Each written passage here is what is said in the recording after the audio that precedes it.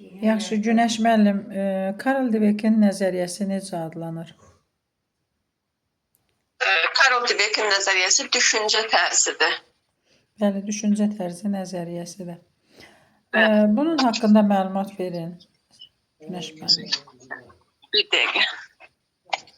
Karol Dweck psixoloq olub. Dəqiqə.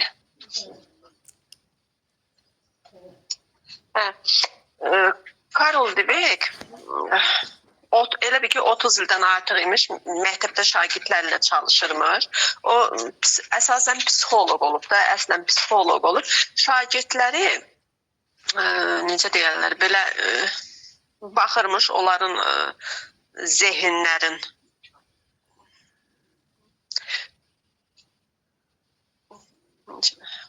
yəni araşdırma aparırmış. O şagirdlərin düşüncə tərzini. Açıq düşüncə tərzi, qapalı düşüncə tərzi. Yəni onları o deyəmədim. Yəni onların öyrənmə intellektinə görə, intellektinə görə, bəli. Bəli, ayırırdı. Ayırırdı. Bəli, inkişafa açıq düşüncə, inkişafa qapalı düşüncə. Qapalı düşüncə. Nədir inkişafa açıq və yaxud qapalı, bunu izah eləyin. İnkişafa açıq düşüncə belə nə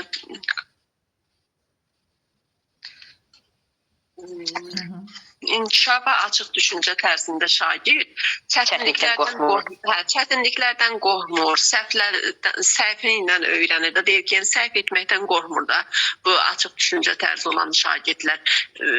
Verilən rəylərə qulaq asırlar, qulaq asıb nəticə çıxardırlar, öyrənməyə maraqları artır. Məsələn, uğursuzluq görəndə deyirlər ki, qorxmurlar da uğursuzluqdan, deyirlər ki, hələ ki bacarmıram, yəni bacaracam.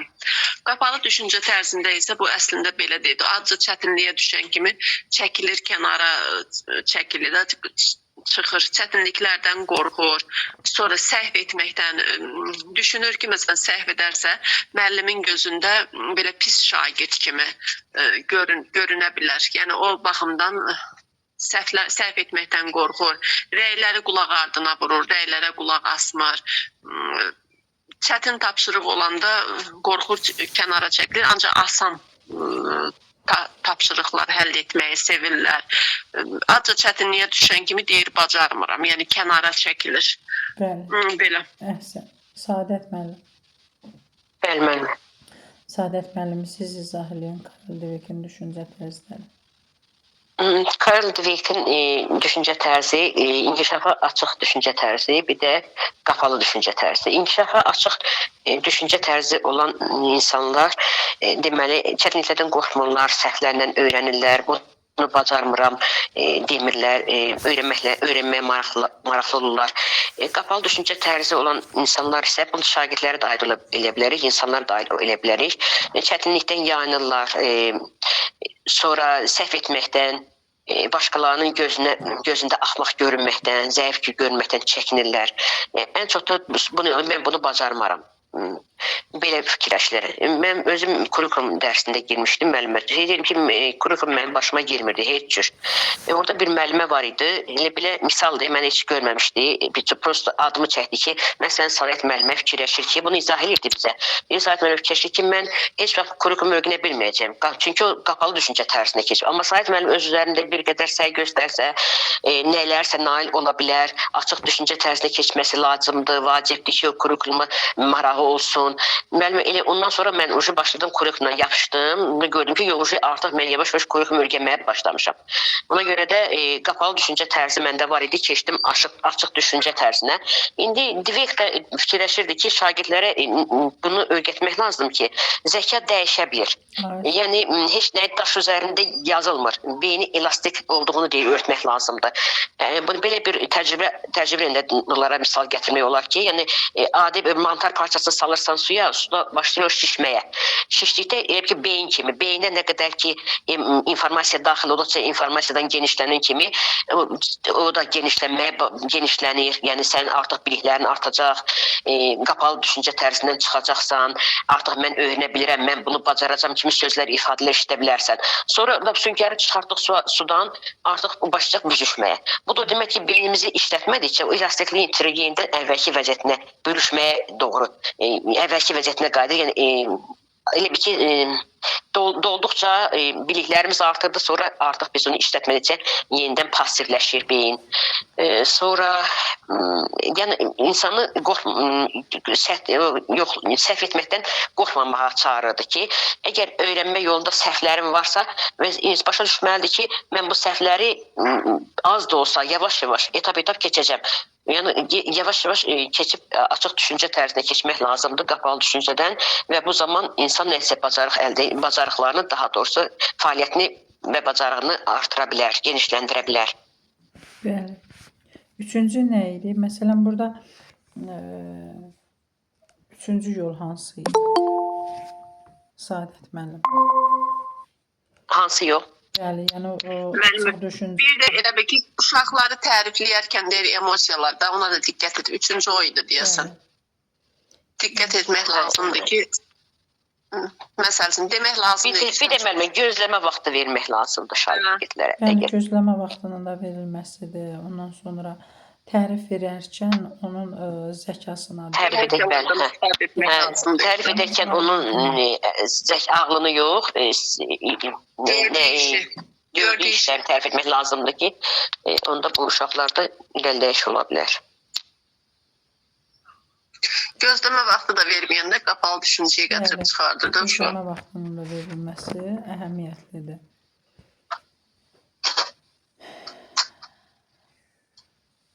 Gözləmə vaxtı nə qədər verilməlidir Saadət müəllim? Gözləmə vaxtı müəllimə 1 dəqiqə, 1 saniyə verirdik əslində, amma indi gözləmə vaxtı bir qədər artırmaq lazımdır. Çünki şagird elə olur ki, durur, sualı veririk şagirdə, bir qədər duruxur da fikri özünə cəmləndirənə qədər müəyyən müddət keçir. Bu zaman müəllim sözüm qarşılıq, bir də göstərir ki, tələskənlik eləyirəm, deyirəm eşimiz bu bilmir də. Başqa uşaqdan soruşuram, bilən bir uşaqdan soruşuram.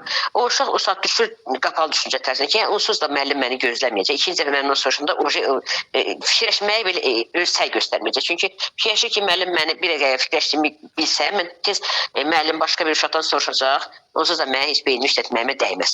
Ona görə də bir qədər gözləmə vaxtının müddətini artırmaq lazımdır. 10-15 saniyə olmalı deyirsən. Bəli, yəni 1 dəqiqə də verə bilərik, 35. Bir qədər çox da verəndə o da düzgün olmur, çünki başqa uşaqlara vaxt qalmır.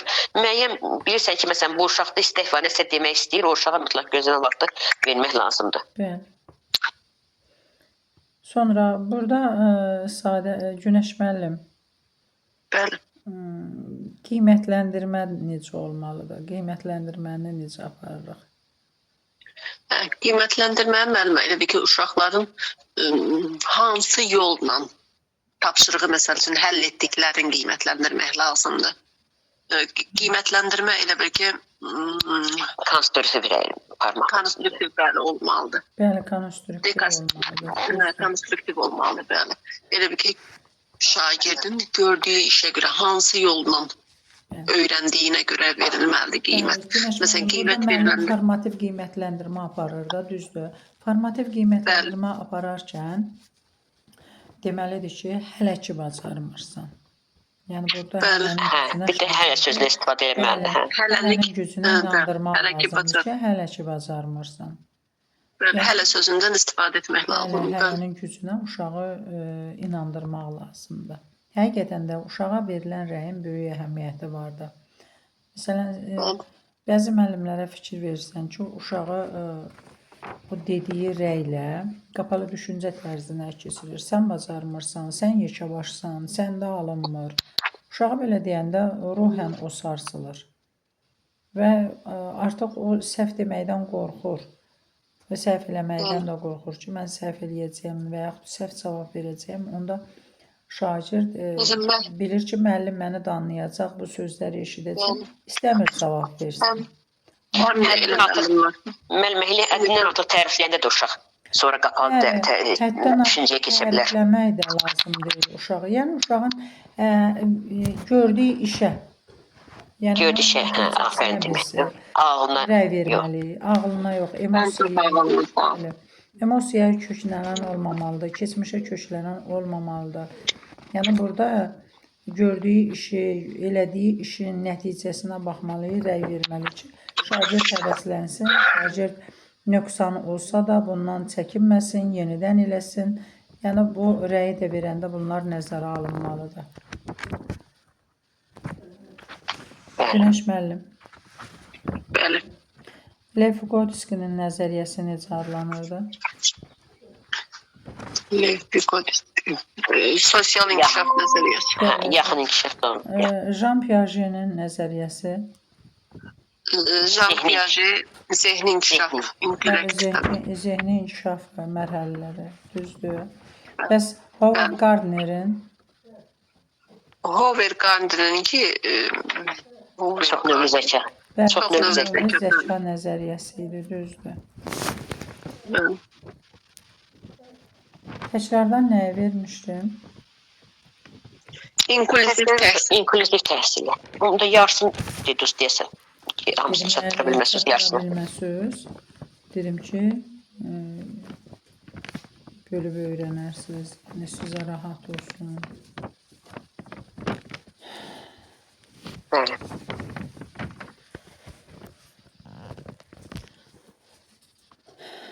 Humay müəllim də burada vardı. Humay müəllim iştirak eləmək istəyirsə sual cavabda, sizlə də sual cavab edək. Axşamınız xeyir olsun. Bəli, iştirak eləmək istəyirəm, bəli. Humay müəllim, inklüziv təhsil nədir?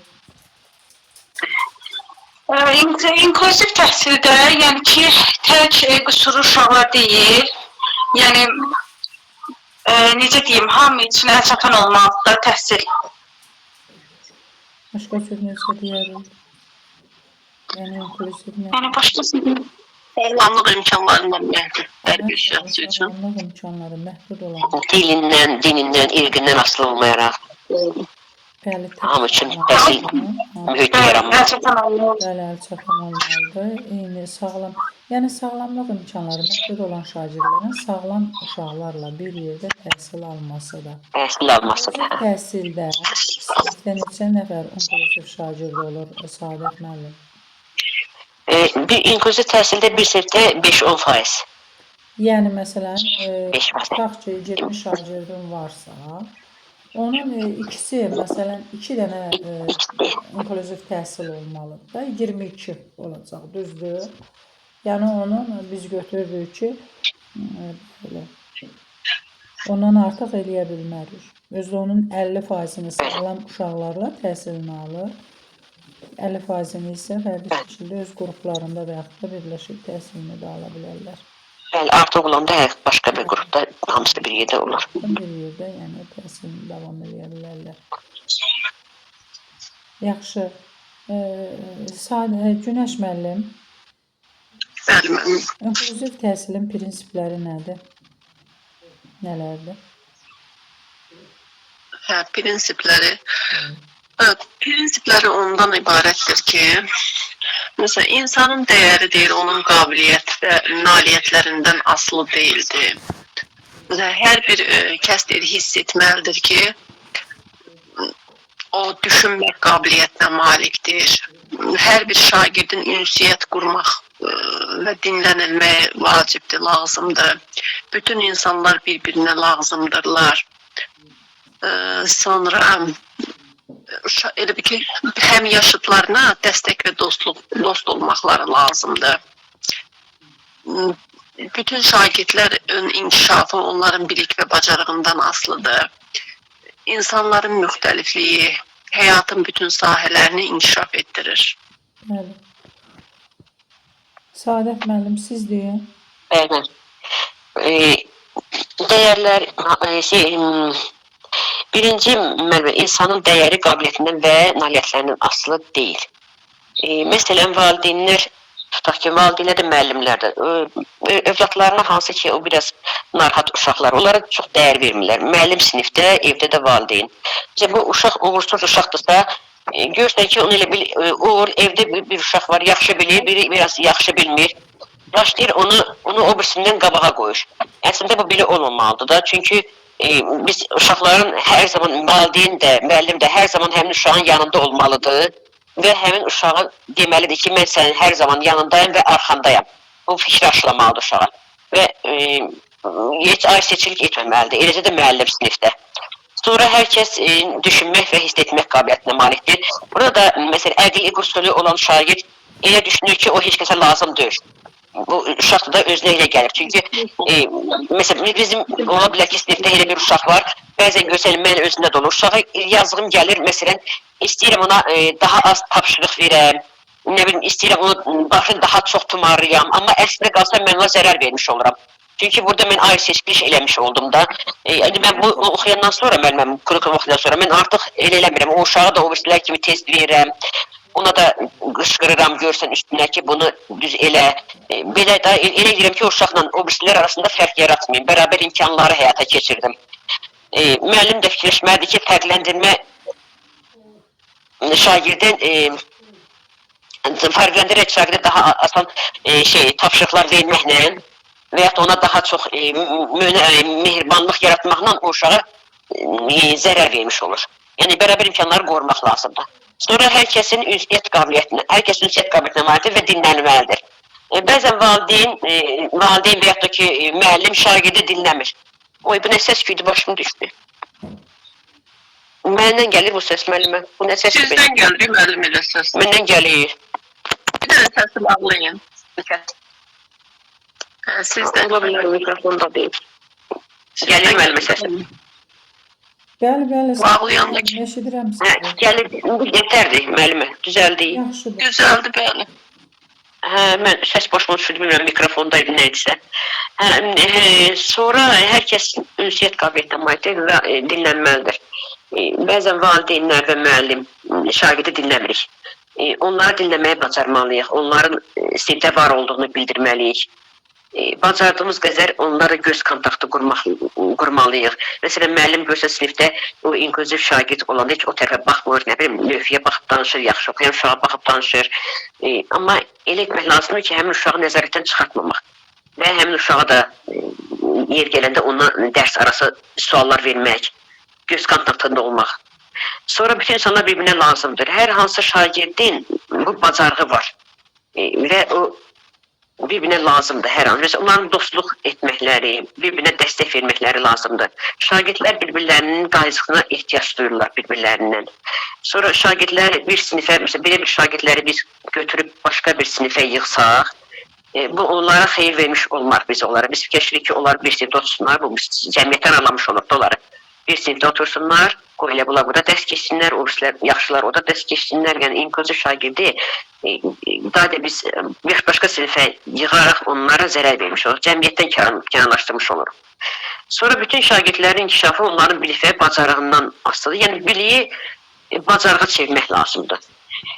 Sonra həqiqi təhsil yalnız real münasibətlərdə real münasibətlər kontekstində ola bilər.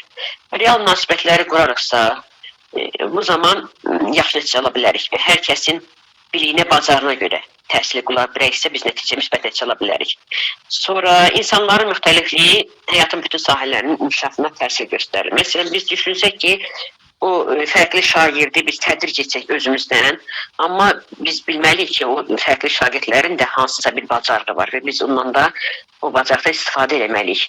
Və onların bacarıqlarını istifadə etmək, onları qarşıda qoymamaq, onlara bərabər imkanlar yaratmaq o bizim həm insanlıq, həm də vəzifə borcumuzdur. Yaxşı. Humay müəllim. İnklüziv təhsil nə üçün vacibdir? Niyə buna önəm verilir?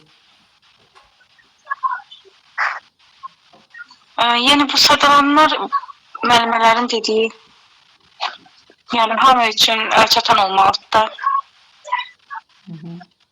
Təhsil.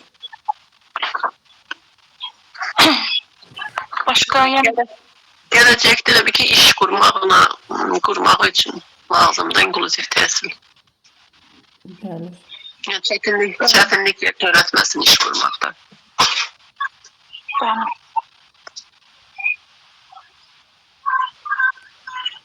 Sonra Saadət müəllim buyurun siz. Şagirdlərin deyir özünə inamını yüksəldir bu təhsil. Bunu necə izah edirsiniz? Təhsil zamanı müəllim yenə bərabər imkanlar yaradırıqsa sinifdə şagirdlərə. Onlar fikirləşəcəklər ki, müəllim özlərinə artıq onlar belə fikirləşirlər ki, biz kiməsəyə lazım deyilik də belə fikirləşirlər.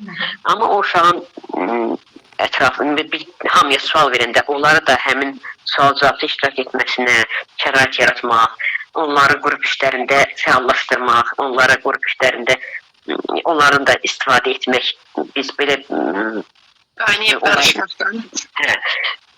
cəmiyyətə qoşsaq, yəni sinifin içərisindəki, onlara özünə inam yaradacaq və başlayacaqlar onlarda universitet şagirdlər kimi fəaliyyət göstərməyə.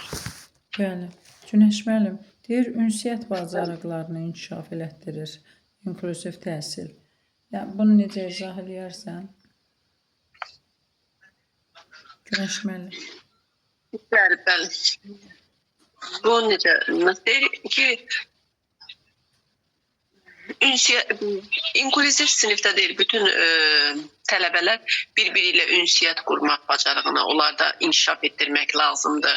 Məsələn, onları deyir tədric etsək, məsəl üçün tədric olunsaydı deyir belə tələbələr sosial dairələri kiçik olardı. Daha çox insanlarla qarşılıqlı əlaqədə olmaq imkanları daha yüksək olardı. Yox, daha az olar. Yəni o təcrid olunmuş şəkildə olsa, ünsiyyətdə onlar da inkişaf eləyə bilməz ki, amma eyni sinifdə sağlam uşaqlarla olanda sağlam uşaqlar da onlara köməklik eləyir, onlarla ünsiyyətdə olur və onların bu ünsiyyət bacarıqları inkişaf eləyir. Bəli. Yaxşı. Öyrənmək üçün universal dizaynı oxumusunuz müəllimlər. O cəlb etmə təqdimatlar. Bəli. Saadət müəllim. Yox, mən oxumamışım. Əgər oxumayıbsınızsa, həmin hissəni... İngilizcə təhsildə o da. Aha, oranı bu dəfə təkrarlayarsınız. Öyrənmək üçün universal dizaynından istifadə edilməz.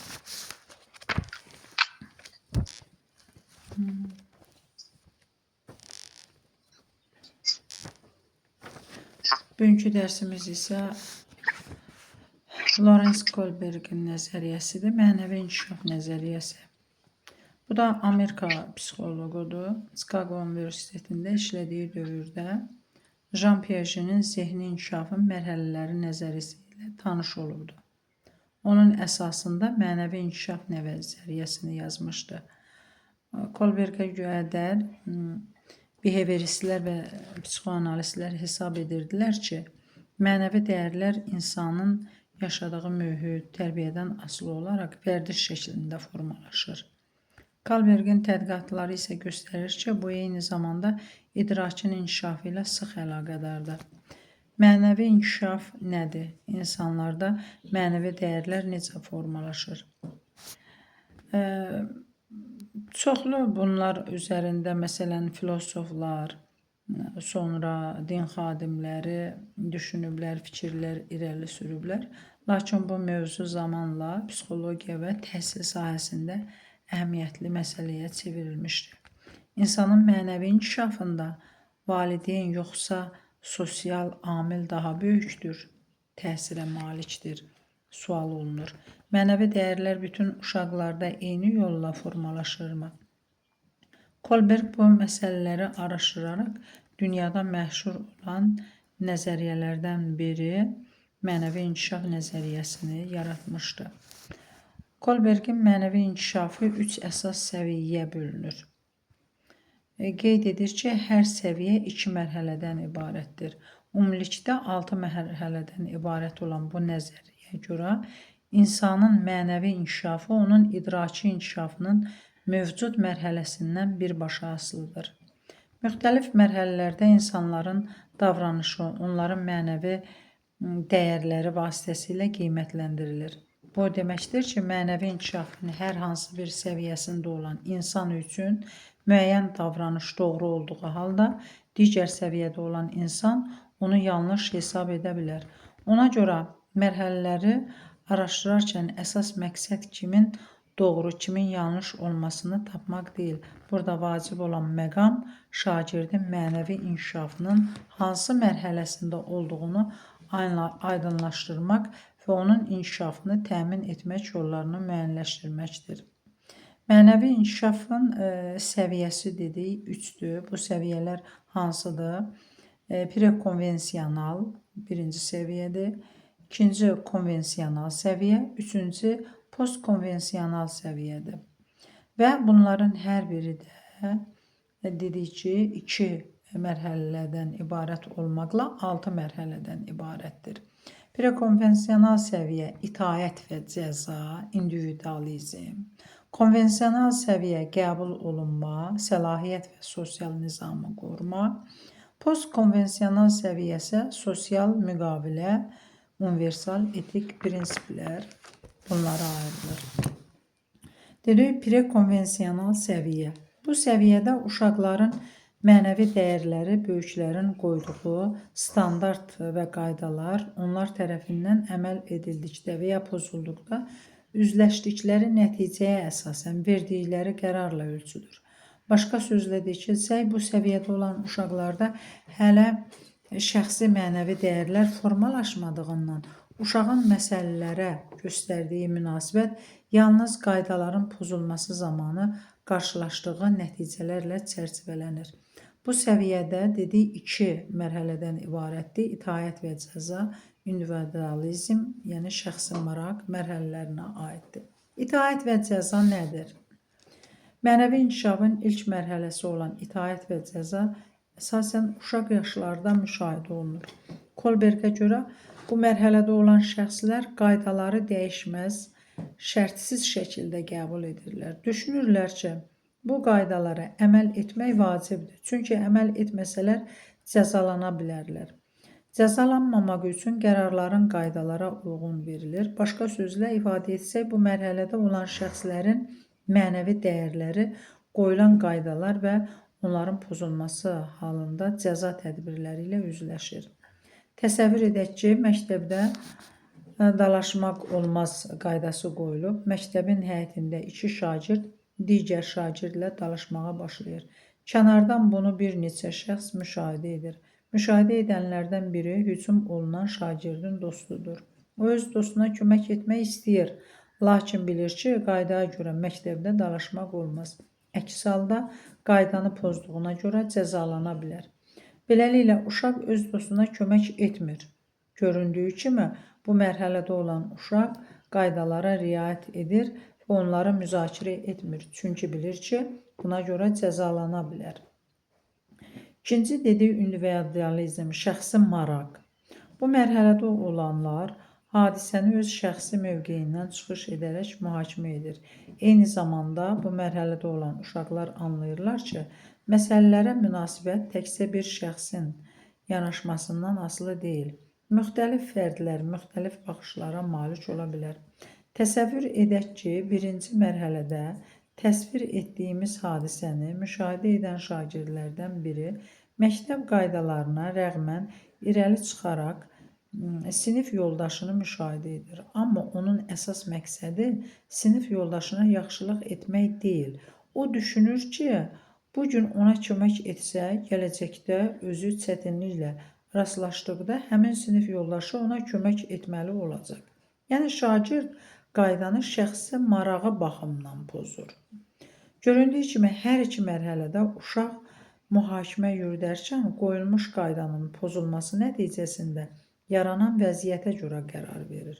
Qoyulan qaydanın pozulması nəticəsində yaranan vəziyyət birinci mərhələdə cəzalanma, ikinci mərhələdə isə onun şəxsi mənafeyinin təmin olunması ilə əlaqədardır. İkinci dedik konvensional səviyyə, Kolbergin mənəvi inkişafının qəbul olunma və səlahiyyət və sosial nizamı qoyulma mərhələləri bu səviyyəyə aid edilir. Bu səviyyəyə əsasən nəyin doğru və nəyin yanlış olmasını müəyyən edən sosial qaydaların qəbul olunması ilə xarakteriz olunur. Konvensional səviyyədə insanlar dəyərli hesab etdikləri şəxslərin mənəvi standartlarını özününkiləşdirirlər. Bu zaman onlar həmin şəxslərin mənəvi dəyərlərini sorğu-sual etmirlər. Mühakimə şəxsin aid olduğu sosial qrupun müəyyən etdiyi normalara əsaslanır. Qəbul olunma. Bu mərhələdə olanlar başqalarının fikirlərinə əsasən davranır, stereotiplərə uyğunlaşmağa çalışır, hansısa hadisə ilə bağlı mühakimə yürüdərkən sosial gözləntini, tələbi nəzərə alır. Yəni, şəxs mühakimə zamanı cəmiyyətin bu məsələyə necə yanaşmasını nəzərə alaraq davranır. Bunu yuxarıda qeyd edilən nümunə əsasında izah edək. Şagirdlərin davranışını görən digər bir şagird düşünür. Mən gərək bu işə qarışmayım, qoy hamı görsün, mən yaxşı şagirdəm. Burada digərlərinin onun haqqında nə düşünməsi şagird üçün hər şeydən üstündür və bu cür yanaşma da onun mənəvi dəyərlərini müəyyən edir. 4-cü mərhələ dedik, səlahiyyət və sosial nizamı qorumadır. Bu mərhələdə olan şəxsin hadisələrə individual yanaşma ilə deyil, cəmiyyəti bir bütöv şəkildə görərək mühakimə edirlər. Belə insanlar üçün düzgün davranış, səlahiyyət və qəbul olunmuş qayda qanunların yol alaraq sosial nizamı qorumaqdan ibarətdir. Müəllim məktəb həyətində baş verənləri görən kimi sosial nizamı təmin etmək üçün dərhal dalaşan şagirdləri ayırır və nizamı təmin etməyə çalışır. Oynanır ki, xaos olmasın deyə qaydaların tətbiqi vacibdir və bu nizamı qorumağa özünün vəzifəsi hesab edir. 3-cü və 4-cü mərhələlərin xüsusiyyətlərini ümumiləşdirsək, aydın olur ki, şəxsin mühakimə edərkən öz mövqeyindən deyil, cəmiyyətin mövqeyindən çıxış edir. Postkonvensional səviyyə.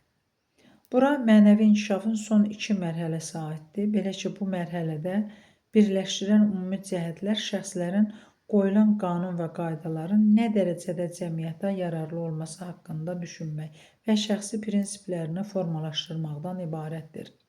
Buna əsasən deyə bilərik ki, şəxs hadisəni insan hüquqları və ədalətə əsaslanaraq özünün müəyyən etdiyi şəxsi prinsiplərlə mühakimə edir. Sosial müqavilə, sosial razılıq mərhələsi. Mənəvi inkişafın bu mərhələsində olan şəxslər hadisəyə nizam-intizam çərçivəsindən baxmaq yerinə sosial ədalətlilik prinsipi ilə yanaşır. Onların fikrincə qanunun aliliyi, nizam-intizamı təmin edən qaydalar cəmiyyət üçün vacibdir. Lakin bu qaydalar cəmiyyətin üzvləri tərəfindən razılaşdırılmalıdır. Bu mərhələdə olan insanlar mövcud qaydaların cəmiyyət üçün nə dərəcədə uyğun olub-olmadığını daim sual altına salır və bildirirlər ki, əgər bu qaydalar düzgün məqsədlərə xidmət edirsə, məna kəsb edir. Əvvəlki mərhələlərdə verilmiş situasiyaya əsaslanaraq nümunəni davam etdirək. Kənarda bu hadisəni müşahidə edən digər şəxs düşünür ki, qaydanı pozduqlarına görə həmin şagirdlər cəzalandırılacaq. Digər tərəfdən də fikirləşir ki, şiddətə məruz qalan şagird buna layiqdir. Çünki bir müddət əvvəl o özü digər sinif yoldaşına şiddət göstərirdi.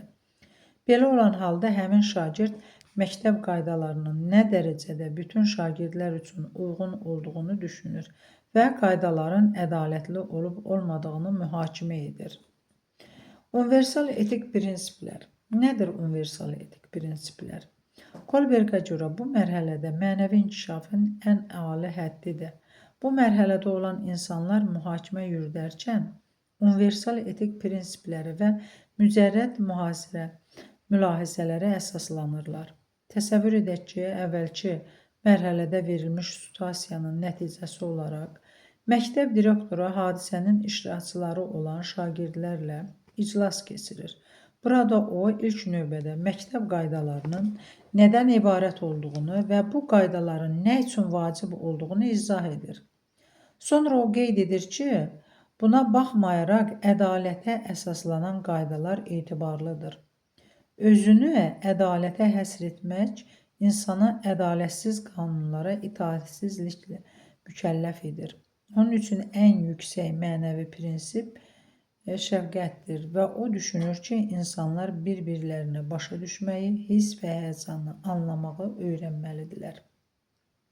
Mənəvi inkişafın bu mərhələlərində olan şəxsləri üçün insanların davranışı məntiqi, ədalətə əsaslanan etik normalardan çıxış edərək vicdanlı, ədalətli seçimlərdən ibarət olmalıdır. Eyni zamanda bu mərhələdə olan insanlar bəzi addımları qaydalara zidd olsa belə ədalətli hesab edirlər. Postkonvensional səviyyənin mərhələlərinin ümumi cəhəti insanların öz daxili mənəvi dəyərlərindən çıxış edərək qayda qanunların ədalətliyini mühakimə etməsidir. Kohlbergin dilemmaları vardı. Bu dilemmalarda məsələn göstərir ki, Kohlberg tədqiqatları zamanı 10-16 yaş arası uşaqlar özündə mənəvi mərhələləri əks etdirən dilemmalar ətrafında fikir yürütməyə zövq edirdi və onların verdiyi cavablara əsasən mənəvi inkişafın hansı mərhələsində olduqlarını müəyyən edirdi. Kohlbergin dilemmalarında istifadə edilərək müxtəlif situasiyalar üzərində refleksiya vasitəsilə şagirdlərin mənəvi dəyərlərinin formalaşmasına kömək etmək olar. Məsələn, Haynes dilemması var. Kohlberg situasiyanı belə təsvir edir. Qadın ölüm ayğındadır. Onu xilas edə biləcək yalnız bir dərman var. Bu dərman əczaçı tərəfindən istehsal qiymətindən 10 dəfə artıq qiymətə satılır. Qadının yoldaşı Haynes isə bu dərmanı baha olduğu üçün onu ala bilmir. Hətta kimdənsə borc almaq belə problemi həll etmir. Haynes əczaçıdan xahiş edir ki, dərmanı yarı qiymətə satsın, lakin o xahişi rədd edir. Yoldaşının həyatını xilas etmək üçün Haynes dərmanı uğurlayır. Sonra Kohlberg müxtəlif suallarla şagirdlərə müraciət edir və cavablara əsasən onların mənəvi inkişafının hansı mərhələdə olduğunu müəyyən edir. Nəzərə almaq lazımdır ki, burada cədvəl veribdir. Bu cədvəldəki müxtəlif cavablar verilə bilər, lakin istənilən cavablarda mənəvi inkişafın mərhələlərinə uyğun xüsusiyyətlərə rast gəlmək olar. Məsələn, itaət və cəza mərhələsində olan şagirdlərin cavabları daha çox qorxu hissi üzərində qurulmuş olacaq. Şəxsi maraq mərhələsində olan şagirdlər isə şəxsi faydasını güdən cavablar vermiş olacaq. Burada bildiyimiz kimi məsələn göstərir ki, hansı ki Haynes'in sual qoyur ki, Haynes sizcə dərmanı uğurlamalı idimi? Bunu etməsi doğrudur, yoxsa yanlış? Məsələn, burada itaət və cəza olan mərhələsində olan şagird deyir ki, Haynes qanunu pozduğuna görə cəzalanacaq, ona görə də bunu etməməli idi.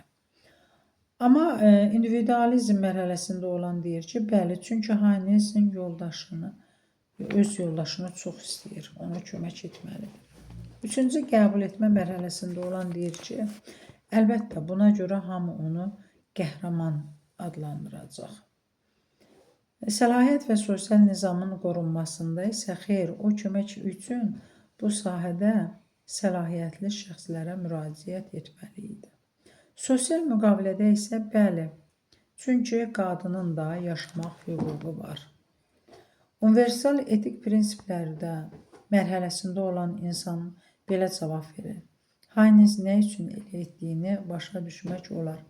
Həmin an insan həyatını xilas etmək, oğurluq etməkdən daha önəmli idi. Haynes belə dilemmalar veribdir. Co dilemmasıdır. Orada da göstərebilir. Məsələn, John'un 14 yaşı var və yay düşərgəsində getməyi çox sevir, istəyir ki, orada iştirak eləsin. John'un atası deyir ki, əgər o gündəlik cibin ciblik puluna qənaət edərsə, kifayət qədər pul yığsa, düşərgəyə gedə bilər. Co yaya da kifayət qədər pul yığır, amma Co'nun atası fikrini dəyişir. Co'nun atası dostları ilə balıq ovuna getməyi planlaşdırır. Onun isə kifayət qədər pulu olmur. Ona görə də o Co'nun yığdığı pulları istəyir. Co düşərgəyə getməkdən imtina etmək istəmir və atasına pulları verməmək haqqında düşünür. Məsələn, bu dilemanı mühakimə etmək üçün burada suallar qoyulur. Co pullarını atasına verməlidir, nə üçün verməlidir və s.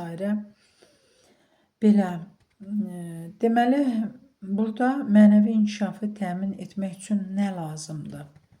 Şagirdlərdə mənəvi dəyərləri aşılamaq və bu sahədə onların inkişafını təmin etmək üçün metodlar tətbiq etmək olar. Bu metodlar sinifdə müxtəlif fəaliyyətlər daxilində və hər hansı bir yeni dərs əsasında şagirdlərə mənəvi dəyərlərin aşılanması vacibdir. Bu aşağıdakı strategiyalar daxildir.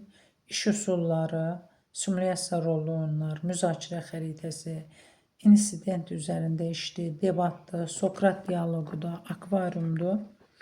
Bu üsullarda müxtəlif fənlərdən təlim nəticəsi əsasında iş təşkil edərək tərbiyə edici, mənəvi dəyərləri inkişaf etdirən mövzuların seçilməsi və fəaliyyət boyu şagirdlərin bu sahədə inkişafını təmin etmək üçün müəllim tərəfindən yol göstərilməsi çox vacibdir. Verilən bu strategiyalarda müxtəlif etik dilemalar haqqında fikir mübadiləsi aparmaq səmərəlidir. Refleksiya, sinifdə şagirdlər arasında müəyyən konflikt baş verdikdə müəllimin şagirdlərə yönlədici suallar verməsi, onların baş verən hadisəni dərindən refleksiya etməsinə, problemin daha yaxşı anlanmasına zəmin yaradır. Bu da öz növbəsində mənəvi dəyərlərin inkişafına kömək edir. İlkin biliyə əsaslanan metod. Bu metodun əsasında şagirdlərin mənəvi inkişafını təmin etmək üçün kifayət qədər təcrübə və resursların verilməsi durur. Belə ki, şagirdlərdə mənəvi inkişaf baş verməsi üçün ilk növbədə onların müxtəlif situasiyalar, müxtəlif insanlar haqqında bilikli və təcrübəli olmalıdırlar. Bunun üçün real təcrübə strategiyasından istifadə məqsədə uyğun hesab edilir.